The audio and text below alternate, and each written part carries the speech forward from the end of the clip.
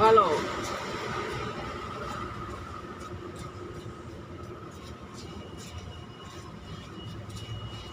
Sobrang init ngayon, kailangan mahalo-halo.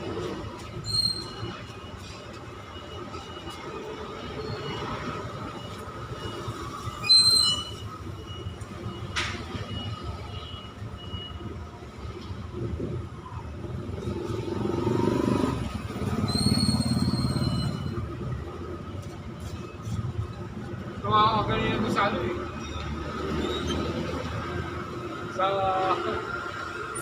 tricycle na ano, kung parang kayo sa San Antonio. Pauwi ako, puta lang, doon siya talaga. Yung harang mo sa baka sa gate, tinanggal niya pa. Hindi niya pinarada yung tricycle ng ano, barangay. Nakaupo siya doon, hindi na sila. Bakit? Yung problema. Sabi ko, parada ako boss eh.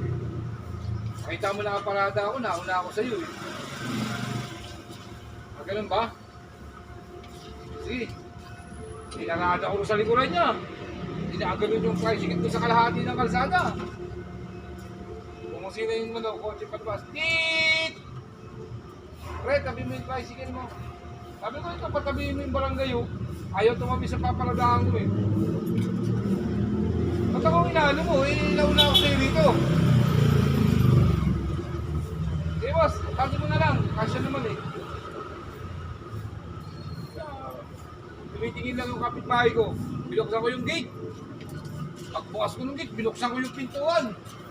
Oh, baka gusto mo na munang tumabi dyan. Kasi paparada ako eh. Ay, ikaw ba natin ah? Oo. Sabi mo nakaharang ka sa paparadaan ko. Pagpira ako. Ay, sorry pre ah.